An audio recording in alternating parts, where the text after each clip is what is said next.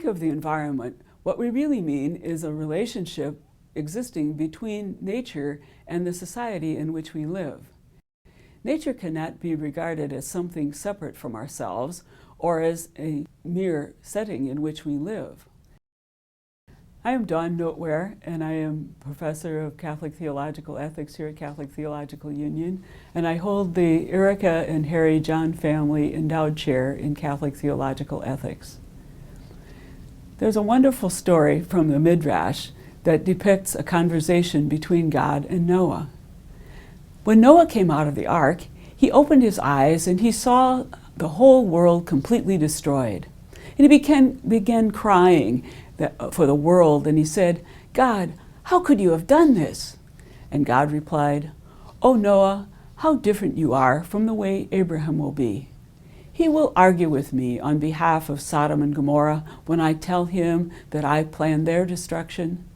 But you, Noah, when I told you I would destroy the entire world, I lingered and delayed so that you would speak on behalf of the world. But when you knew that you and your family would be safe in the ark and that evil would not touch you, you thought of no one else but your family. And now you complain?"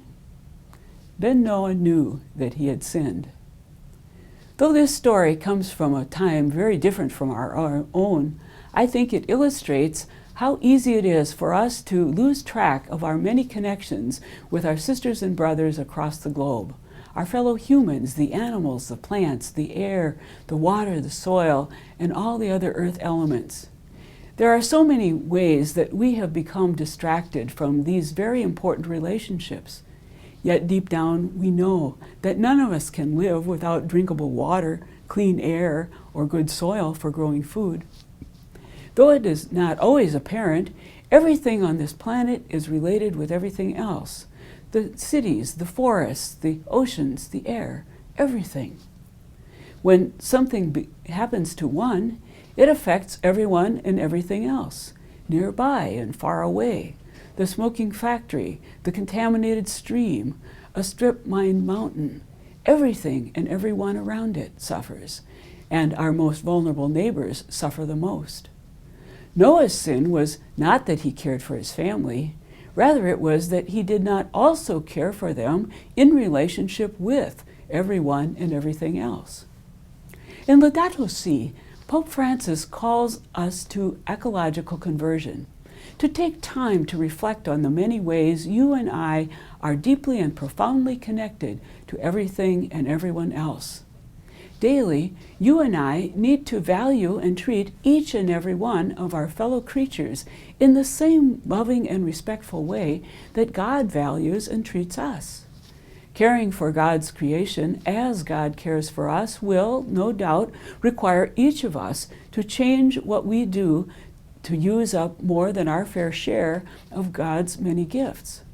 Pope Francis calls everyone to a lifestyle rooted in integral ecology, a worldview and a way of thinking and being and acting that recognizes that everything is related to everything else. Today, take 5 minutes and look around you. How are you connected to the world? And what can you do today to build more positive connections? This has been a presentation of Catholic Theological Union.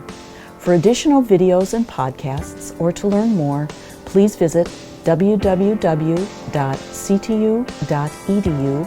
or visit learn.ctu.edu.